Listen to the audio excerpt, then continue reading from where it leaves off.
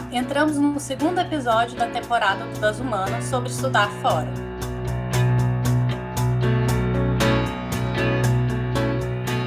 E viajamos de carona com nossos convidados e convidadas. Já passamos pelo Chile, Colômbia, Portugal e Alemanha. Hoje, o carimbo do nosso passaporte vem direto dos Estados Unidos. Nós conversamos com a Laís Lara Vanin, que está em Bloomington, cidade da América do Norte. A Laís já completou mestrado em literatura e agora faz doutorado sobre literatura e diásporas africanas na Indiana University. Olá, Laís, tudo bem? Oi, Ju, tudo bem? Estou muito feliz de estar aqui. Oi, Leiberson, que saudade de vocês. Eu fico lembrando da época da UNB. Eu era bolsista do Dissonante e eu estou muito feliz de estar aqui hoje. Bem-vinda aí a esta nova temporada do Das Humano. E a gente vai entrar numa viagem que é uma conversa, né? Sinta-se à vontade, parar, continuar. Mas antes de partir nessa viagem, aqui no Das Humanas a gente costuma ler o Lattes da nossa convidada ou convidado. Então você aperta o cinto que eu e a Ju vamos fazer às vezes do comissário Obrigada. e comissária de voo.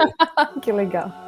A Laís é estudante bolsista de doutorado na Universidade Americana Indiana University, onde está se especializando em literatura afro-brasileira e estudos de diáspora africana e afro-americana. Ela é mestra em literatura lusófona pela mesma universidade e licenciada em letras português pela UNB. Em Indiana University, Nossa entrevistada também é artista. No teatro, como atriz, participa do grupo Trupe de Teatro Preto, Marrom e Bege. Adaptou e dirigiu obras em português e espanhol do Grupo de Teatro Vida, um projeto de extensão da universidade.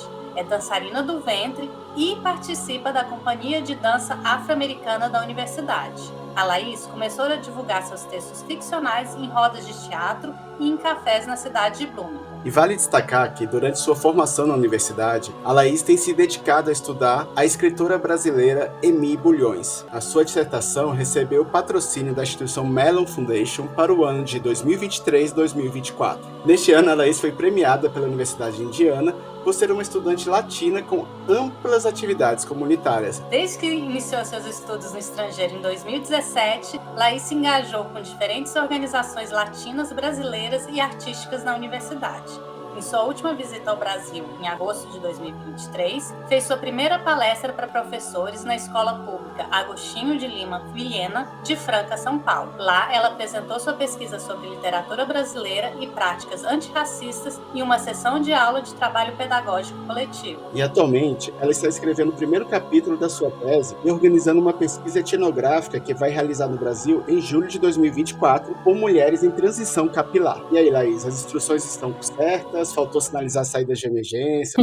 Não, tá tudo certo. Foi muito gostoso escutar. Eu fiquei bastante emocionada. Parece que eu revivi toda a minha vida em alguns minutos. E queria só mencionar que eu publiquei um artigo sobre a Emy Bulhões, que está no jornal Chiricu, e se chama Senzala, Gueto e Quartinho de Empregada, quando o negro sai da periferia, em 3 contos de Emy Bulhões. Foi de 2018 e tá bem legal. Talvez valha a pena dar uma conferida. Bem, você falou que reviveu sua jornada e eu queria, então, selecionar uma memória, que é te perguntar quando foi que surgiu essa vontade de ir para outro país, se aventurar em estudar na América do Norte. Foi uma surpresa, porque eu estava em 2015 terminando a graduação e assim, eu queria continuar, eu queria fazer mestrado, fazer doutorado, pensava em talvez fazer na USP, ou queria também tentar alguma coisa na Espanha, mas era uma realidade assim muito distante, sabe, de sair para a Espanha. E daí, 8 horas da manhã, eu tinha uma aula de romantismo português, e eu tinha me inscrito nessa aula 8 horas da manhã por causa de um professor específico, que eu já não me lembro o nome dele mais. Porém, quando eu cheguei nessa aula, era uma professora substituta. Eu falei, não acredito, né, que eu tô aqui nesse horário da manhã com uma professora substituta. E ela, na verdade, ela era estudante de doutorado aqui de Indiana University, e ela tinha tirado um período para ficar no Brasil, enquanto isso ela passou no concurso de professora substituta, e no primeiro dia de aula, ela começou a contar o que ela estava fazendo, o que ela pesquisava, Fernando Pessoa, ela tinha uma bolsa de estudos integrais nessa mesma universidade, e como troca, né, assim, para ela receber um salário que a possibilitasse com que ela vivesse nos Estados Unidos, ela dava aula de português e espanhol. E na época eu já dava aula de espanhol há 5 anos, eu era apaixonadíssima, ainda sou sou muito apaixonada por dar aula de espanhol. E eu falei, gente, é a minha chance de continuar dando aula, pagarem pros meus estudos e de sobra ainda vou aprender inglês, porque o meu inglês era instrumental, assim, eu fiz pra passar no vestibular e depois eu não gostava muito, sabe? E aí, a partir daí, eu comecei a conversar com essa professora, Maria Sintra, e o sonho foi crescendo e tô aqui hoje, depois de tanto tempo. Como é que foi o processo burocrático? Você inscreveu para a universidade? Tinha um programa no Brasil? Essa é uma pergunta muito legal. Os programas de pós-graduação nos Estados Unidos oferecem várias bolsas de estudos para estudantes. Eu me apliquei por um programa desses, que não tem nada a ver com o governo brasileiro. Eu conversei, primeiro com a Maria, e ela me mostrou todo esse mundo, e eu fiquei muito interessada no programa de Indiana, especialmente por causa da professora Luciana Namorato. Ela trabalhava com Clarice Lispector, Borges, que eram, na época, temas que me interessavam muito. Então eu entrei em contato com a professora, a gente começou a conversar sobre o programa, e a partir daí eu segui tudo o que a universidade pedia, que não incluía um exame do TOEFL, um exame do GRE, que é um exame que comprova as habilidades de matemática e de compreensão textual em inglês, e também fazendo as outras partes do processo, que incluía escrever uma carta de por que eu gostaria de estar nesse curso. Também precisei pedir cartas de recomendação para professores da UNB. E foi assim, foi tudo que eu fiz foi seguindo os modelos norte-americanos. Eu imagino que já foi uma canseira, separar todo esse trabalho, Mas, assim, além dessa questão burocrática, que já é uma canseira, Você fica pensando assim, antes de viajar tem esse trabalho todo, tem que fazer prova e chegar lá, começar uma nova realidade, Mas para ir para lá, para estudar, o que você elaborou, assim, na sua bagagem, sua primeira bagagem de ida, assim? Você já tinha ido para morar fora? Não, Foi a primeira vez.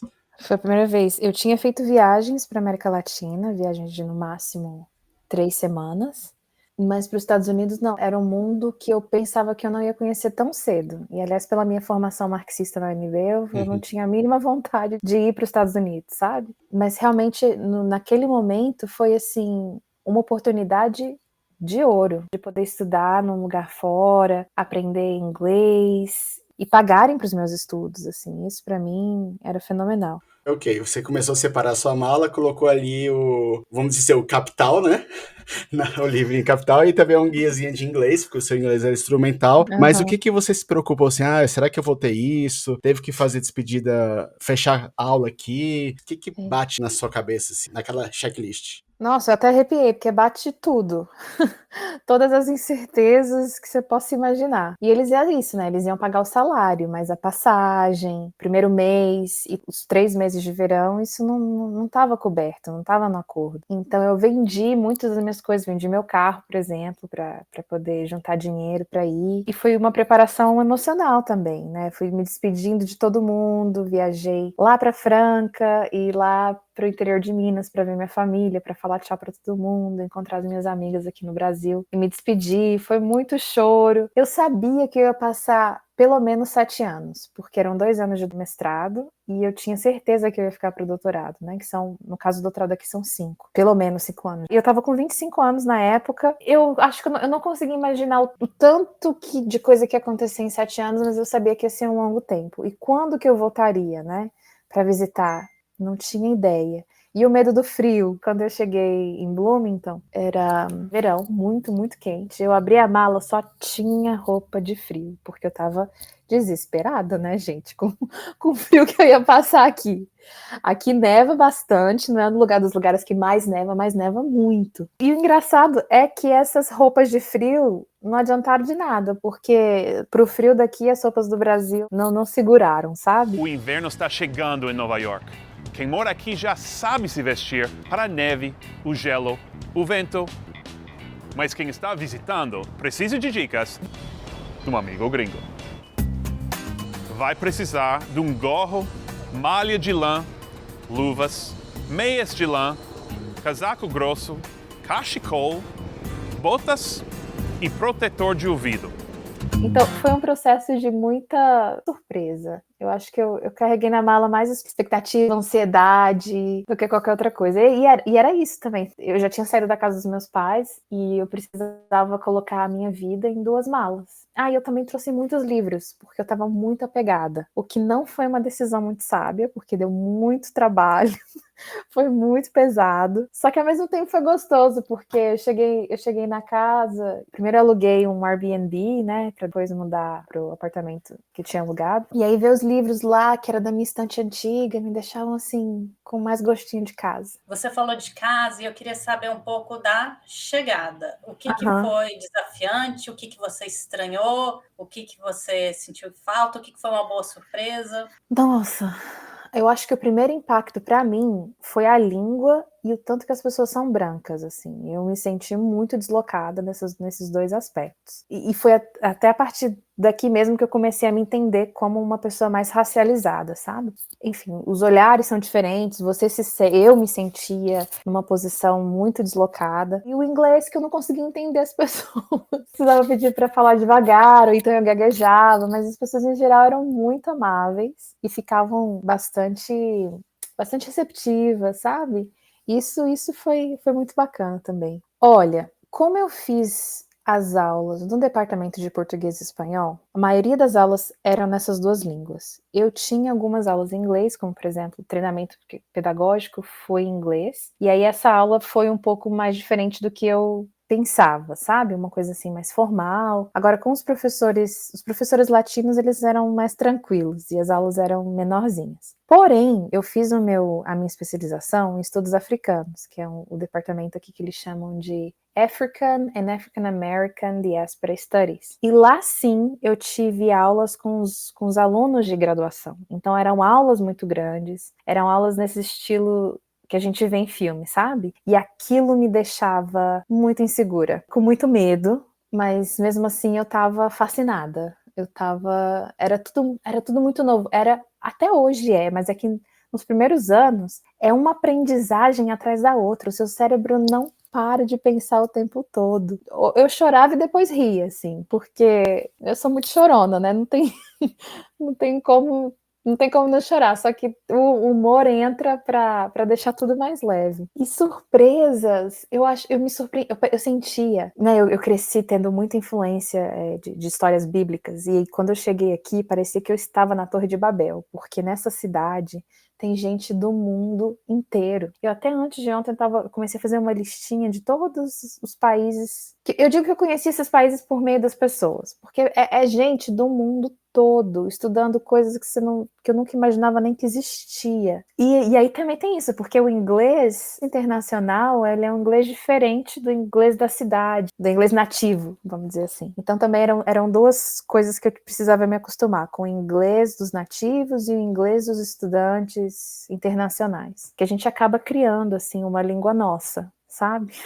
Meu pai veio me visitar aqui. Eu falava com ele, às vezes ele não entendia, porque eu misturava tudo. Eu falava muito rápido, ou a gente vai mudando. Isso também essa surpresa também, essa questão da linguagem é muito forte. Aí eu comecei a sonhar espanhol, comecei a sonhar inglês. E aí mistura as 3 coisas. No meu dia lá no departamento, eu tenho que navegar nas 3 línguas. É muito gostoso.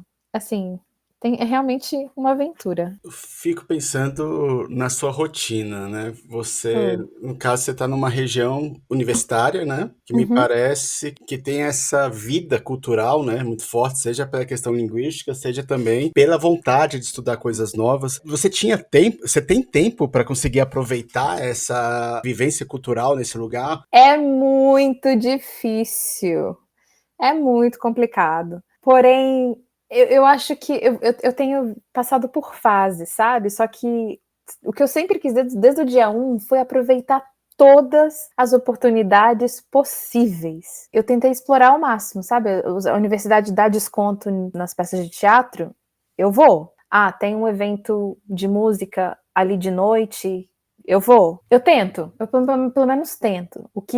Particularmente, o que me desestressa muito é a dança. E aqui tem uma comunidade latina muito grande. Eu gosto muito de sair para dançar, para desestressar um pouquinho, sabe? Agora, o gostoso é que se você tiver carro, eu tinha carro no início, passei por uns apertos e tive que ficar sem carro, sinto muita falta. Mas com carro você tem uma disponibilidade maior de deslocamento, né? Indianápolis está 1 hora daqui, é a capital do estado, é muito gostoso, é onde tem aquela corrida 500 de Indy, é lá. E tem outlet, tem museu, tem zoológico, tem umas coisas muito bacanas. A comunidade de dança também é ótima. E Chicago também tá perto, sabe? A galera às vezes aluga carro, aí divide, vai pra lá, passa uns dias. É isso, é você tentar fazer a limonada com os limões, eu diria. Mas é complicado, porque aqui eu tava reclamando ontem para uma colega, que eu sinto que eu tô vivendo para trabalhar, sabe? Só trabalho, trabalho, trabalho, mas ao mesmo tempo eu tô chegando no final, na reta final, então faz parte da último gás, assim. Você acha que você consegue viver um pouco do ócio? Essa é uma pergunta que me toca, porque é uma coisa que eu tenho trabalhado em terapia. Aliás, em 2021, eu decidi que eu precisava fazer terapia em português. Eu vou dar uma volta, Leiberson, mas eu vou chegar na sua pergunta. Aqui a universidade também dá vários descontos e eu até consegui acompanhamento psicológico de graça, sabe? Grupos de apoio. Porém, chegou no momento de tanta dificuldade emocional que eu falei, eu preciso falar em português. E aí foi quando eu procurei uma terapeuta junguiana brasileira e a gente, desde 2021, a gente tem sessão todos os dias. E a gente tem conversado muito sobre isso, sobre o silêncio, sobre não fazer nada, sobre o existir.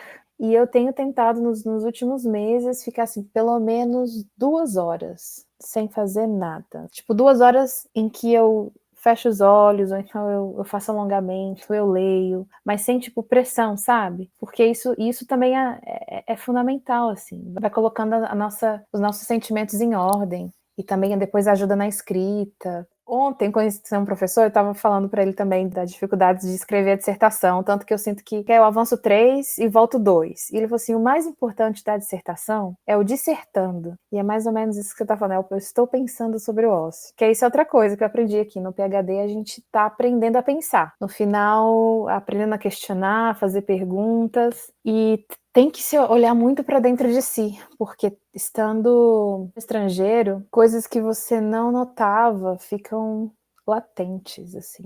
Tô lembrando aqui, o ócio também eu acho que é muito importante um ócio em comunidade. Eu saí para o que eles chamam aqui de potluck, que cada um traz uma comida, junta tudo e todo mundo come. Festa americana. É uma festa americana? Ok. Sim, é festa americana, entendi. Só de latino, sabe? A gente tinha até convidado alguns americanos, e a maioria dos americanos, não, essa semana foi muito difícil, eu tenho que descansar. E a gente falando assim, para os latinos, a noção de descansar é estar com o outro, é jogar conversa fora, é dançar, é falar de bobeira. E era isso que a gente estava fazendo ontem. E foi muito. E na hora que o moço fez esse comentário, eu falei, cara, eu já estava me culpando porque eu não estava escrevendo ou tomando notas ou planejando. E isso é um domingo, sabe? Não à toa eu fiquei doente, né, gente? Ai, a gente se coloca muita pressão também. As coisas precisam ser mais leves. Aí, sem querer colocar pressão, mas trazendo o que você disse, dessas coisas latentes, porque você está no estrangeiro, quando você está fazendo a pesquisa, o que tem latente no sentido de que você está ganhando por estar fazendo essa pesquisa aí nos Estados Unidos e a universidade ganha por ser você, do Brasil, aí fazendo a pesquisa? Eita, que pergunta difícil. Eu acho que pensar no que eu ganho talvez seja um pouquinho mais fácil. É experiência, é aprendizagem por um viés completamente novo. Eu estou escrevendo em português, o que também é interessante, porque eu passo o dia falando inglês, escrevo muita coisa em inglês, e aí de repente eu paro, sento e vou pensar no meu idioma, sabe? Eu sinto que eu tô crescendo como pessoa, bastante. Agora, eu espero muito estar trazendo para o meu texto algum tipo de perspectiva nova por causa de toda essa vivência, né? Eu trabalho com raça e, de novo, eu só fui perceber essas questões sociais vindo para cá. Só tive a possibilidade de parar para pensar em tudo isso estando aqui, com esse corpo que eu tenho, com a história que eu tenho.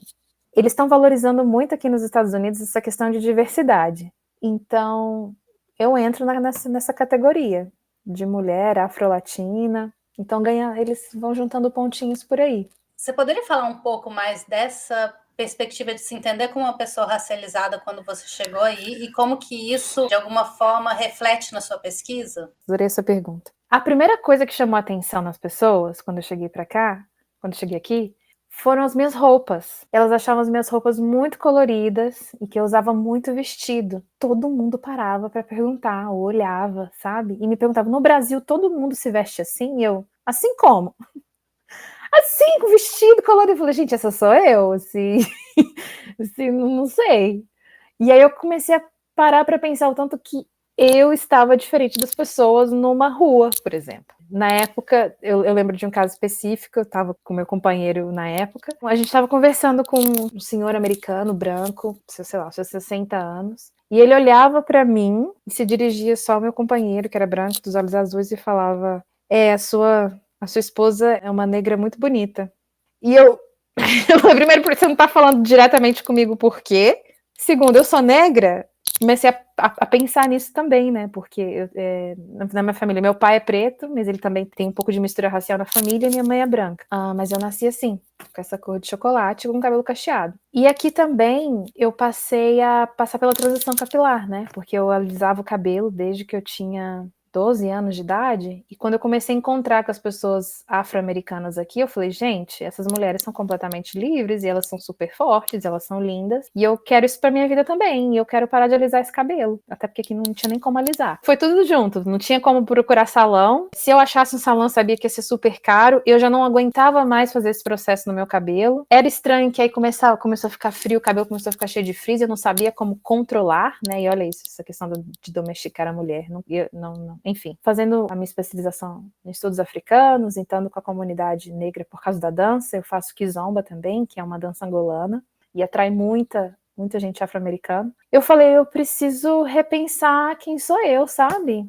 E aí foi quando parei de alisar o cabelo, cortei o cabelo curtinho, raspei do lado e fui falando, essa roupa aqui é roupa que eu uso mesmo, você não gosta, o problema é seu, você gosta, vamos celebrar. E sim, sou latina, mais do que brasileira, sou latina, que eu não tinha essa noção. Até porque você não vai achar brasileiros em Bloomington, existem, mas cada um, às vezes, tem sua família, são casados, como é que eu vou entrar com esse pessoal? Ficava com a galera latina. E eu via o tanto que a gente tinha coisas em comum e que eram diferentes da cultura americana aqui, de Indiana especificamente. E eu fico me lembrando, né, daquele TED Talk da Chimamanda. Venho de uma família nigeriana convencional de classe média. Meu pai era professor.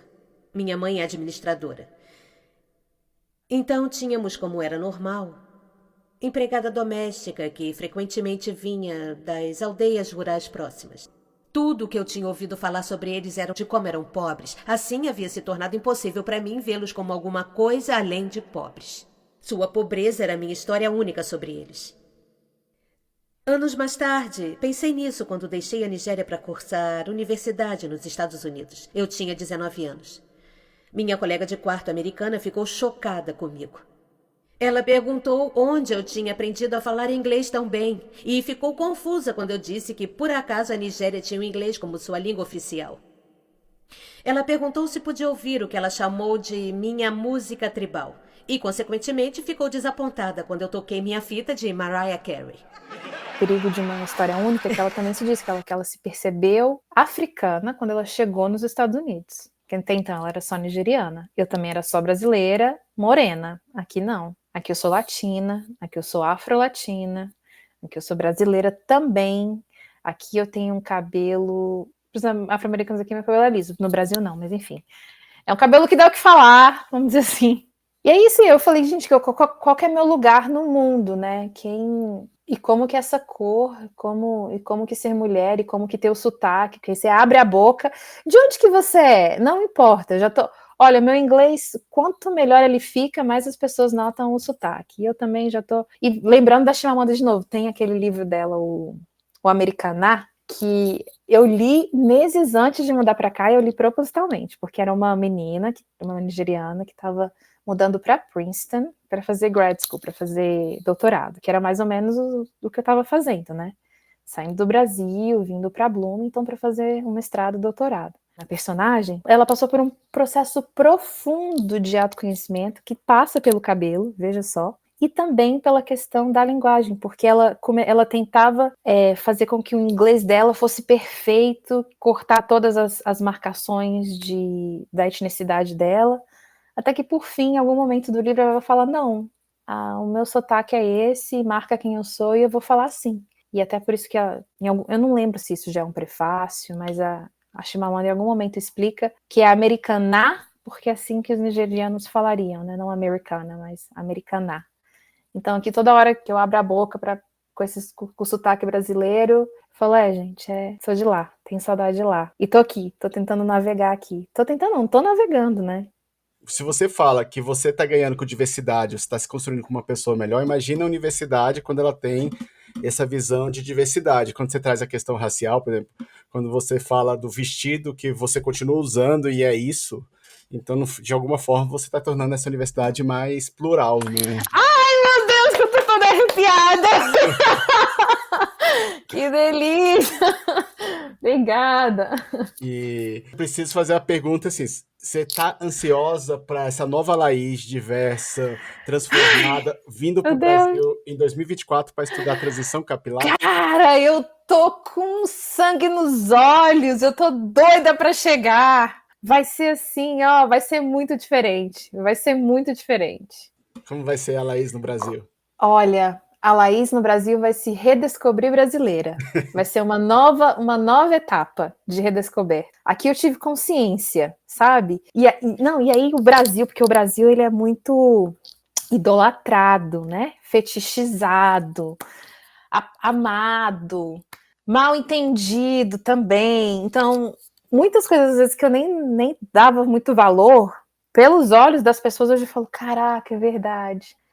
De novo ontem, esse potluck, né? Essa festa americana. Pergunta assim, quem é café? Eu falei, claro que eu quero café. Só que eu falei, é descafeinado. Aí eu já fiquei assim, ai meu Deus do céu, café é descafeinado. Mas tudo bem, é um café que tinha, né? Reclamei pra mim, não falei pra ninguém. Quando chegou o café, mas estava num cheiro tão gostoso. Eu falei, nossa, mas que café gostoso. Aí a moça que tinha preparado era mexicana. E ela falou assim, é café brasileiro. Eu falei, ela disse, é o melhor do mundo. Eu falei, eu sei. Para fazer um bom café, meu bem, como se faz lá no Brasil? Precisa ter um bom café, meu bem, como se tem lá no Brasil. Eu sei. E aí já vem tudo, vem um filme na cabeça, né? Que eu vim de São Paulo, no interior de São Paulo, com divisa de Minas. Sempre que eu ia de uma avó para outra, eu passava por plantação de café. Não, eu tô doida. A Laís no Brasil, meu filho, a Laís vai escrever, a Laís tem vários planos de escrita. Tudo tem um sabor diferente agora. E eu nunca valorizei tanto o sol quanto eu valorizo agora. Assim, eu não vou reclamar nunca de nenhuma gota de suor que eu tiver no Brasil, sabe? Porque a neve, para mim, ela é boa durante 3 dias. E só. A Laís quer comer. Ai, não sei. Olha, você fez a pergunta, eu vou ficar aqui, vou ficar filosofando, vou ficar falando até. Eu tenho muita saudade, Eu fui poucas vezes, e quando eu fui foi tudo muito rápido. Sempre com vários dramas e tentando resolver, fui para resolver visto, trabalhando. Eu nunca fui de férias nesses 7 anos. Eu nunca fui para ficar. Eu vou para o Brasil para ficar com a minha família e pronto. Nunca foi assim. Se a gente puder dar uma dica, então, tenha paciência com este Brasil que você está voltando aí, nem que seja temporariamente, e pense no ócio também. E uma dica aí para as novas Laís de 6 anos atrás, para a gente poder fechar. Fé, força e foco. Respira, vai com calma. Não é uma trajetória linear, é cheio de curvas. Vai ter muito choro, mas com cada choro também vai ter uma aprendizagem fenomenal. Você vai entender muito bem o significado da palavra saudade, né? Dizem que não se traduz, mas se sente muito bem. E vai de coração aberto, porque o que você mais vai ser exposto ou exposta aqui vão ser oportunidades, são a forma de ver o mundo que de outra forma você não veria. Bem, eu acho então que a gente está encaminhando para o encerramento. Deixa o microfone aberto para a Laís de hoje falar o que você quiser, que a gente não tenha perguntado? Eu digo que se a pessoa ela tem um sonho de ir para fora, ou se talvez nem um sonho, mas uma vontade, começa a pensar no inglês. Cada programa americano, cada programa de pós-graduação, eles têm uma nota específica para o TOEFL. Então, eu diria para começar por aí. Pega uma prova do TOEFL, faz um simulado para você poder fazer um diagnóstico de como está o seu inglês e para se aprimorar nas áreas que estão um pouquinho mais falhas, né? Pensa que você não precisa saber, você precisa saber inglês para a prova, passa no TOEFL, que aí a língua deslancha aqui. Agora, se você já tem inglês, se seu inglês já tá bom, aí dá para pensar em outras coisas, já dá para começar a pensar em projetos, dá para ir para um outro lado, assim. Mas acho que a primeira coisa é realmente a pensar nessa prova do TOEFL. E eu digo isso porque eu tentei 3 vezes. Eu falei, eu vou aplicar para esse programa de Indiana, mas eu não tinha nenhum nível de inglês. Então eu fiz a primeira prova, não tirei a nota mínima. 2 meses depois, fiz de novo, não consegui a mesma nota, porque claro, em 2 meses você não adianta muito. Aí eu resolvi ter uma pausa de 1 ano, estudei todos os dias, por várias horas, e estudei especificamente para a prova, e aí deu certo. E é isso, cheguei aqui, não entendia nada das pessoas, mas a gente vai... Não, eu já não chorei em aula. Eu tinha a minha primeira apresentação em inglês, e era pra falar de um livro. Eu cheguei, eu me preparei, eu tinha as notas, e aí quando eu cheguei lá na frente, eu olhava para as pessoas e eu comecei a chorar. Eu não conseguia falar absolutamente nada. 1 mês depois eu fiz a apresentação de novo e deu tudo certo, mas só para dizer, só para registrar. E comunidade, né? E comunidade, quando a gente tem que se achar. Seja, eu me achei aqui com a galera latina, com a galera afro-americana. Curiosamente, não achei tantos brasileiros quanto eu gostaria, mas os que eu achei, a gente se cuida muito bem. Aí é isso, eu vou ficando melancólica de falar. Então a gente junta tudo, faz esta festa americana, porque daqui a pouco você já vai ter terapia, então vamos pra cima.